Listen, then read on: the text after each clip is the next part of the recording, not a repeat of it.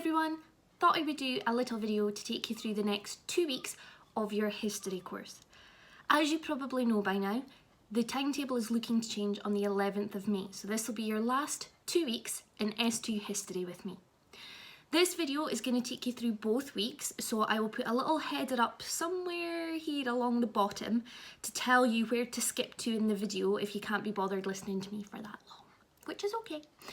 So, starting off with this week's work. Now, this is the assignment task that says, and I'm just going to check what I've called it, it says the 1960s week 2, because we started this already. So we're looking at week 2's work. What you'll see on here is that there are a selection of songs for you to listen to. We're going to be looking at culture in the 1960s. This links to our previous learning because we've been looking at the Cold War. We looked at what happened with the Berlin Wall, we've looked at the Vietnam War, and a lot of other things that have been going on.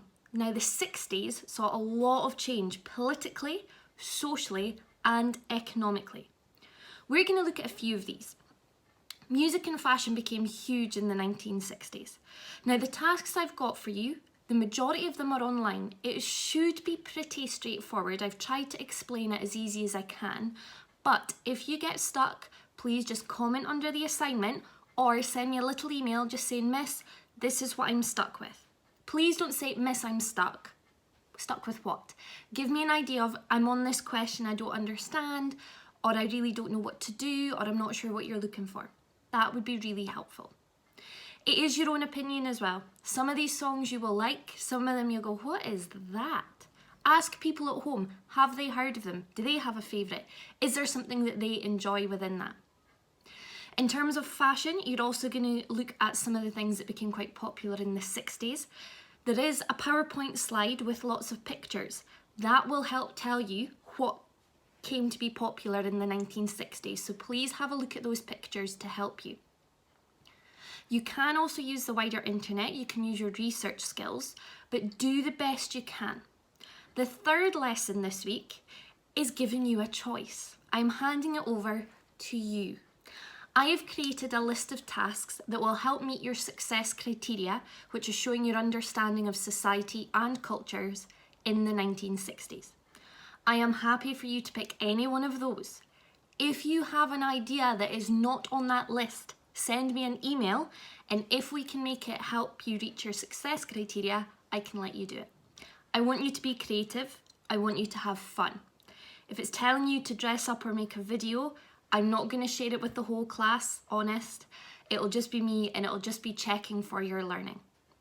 Although this does rely on the internet, if you're having trouble accessing things at home, do what you can on a piece of paper, have a look at the questions, note them down, and you can do a lot of this on paper as well, okay? Or on your phone and notes, and close off your data so that you're not using that all the time. I'm now going to talk about your third week of learning on the 1960s. So this is the 4th of May. Hopefully I've got the date somewhere here, so you've skipped. If you've skipped to join us now, we are going to talk about your last week. Now, I thought since it's the last week, we'd look at a couple of things to round up the 1960s that might be useful for your learning, that links to the Cold War, but also that a lot of you are quite interested in anyway. What I will say this week is that Thursday is meant to be an in-service day and Friday is meant to be a holiday day for the V-Day celebrations. If you're interested in the V-Day, go and have a look online. There's lots and lots of things online about it and it is fascinating, especially for you that are really interested in history. Therefore, this week there are 3 lessons. If you do not complete them all, I am okay with that because this week is a shorter week. What I would ask is that you complete at least one. So there is a lesson on JFK, that's President John F. Kennedy. It talks about how he became president, why he was important. The second half of that lesson does look at the assassination of JFK. If you do not feel comfortable looking at something to do with assassinations and death, cut that bit out. Because I know there's a lot of you that have a lot of things at home that maybe that might bring back memories. So if you need to cut out the bit on death, not a problem, I completely understand. However, some of you are really interested in what happened and why it's gone down in history, so I've included that as an option for you. The other two lessons are looking at the rise of peace and protests in the 1960s.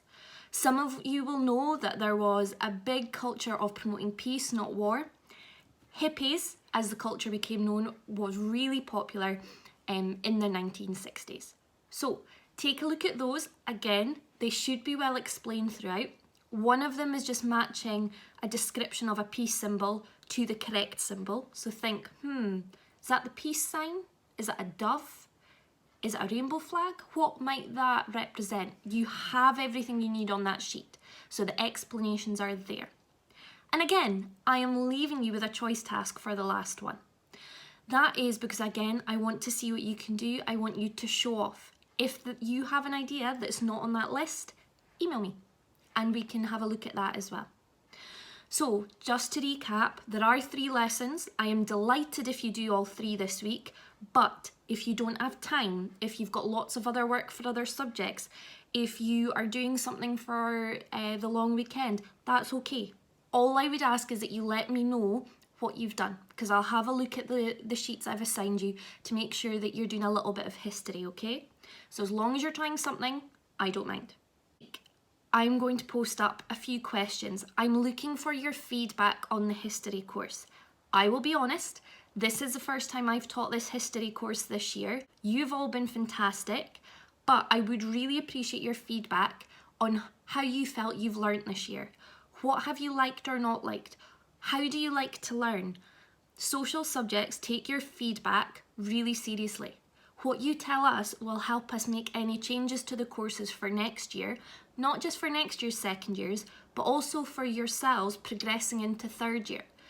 If, for example, you really like when the teacher talks and you answer questions, if you like group work, if you like active work, so you're not always writing, you're maybe moving around the room to find things, if you like when we split it up, do you like videos? Maybe not for the whole lesson, but a video clip and questions.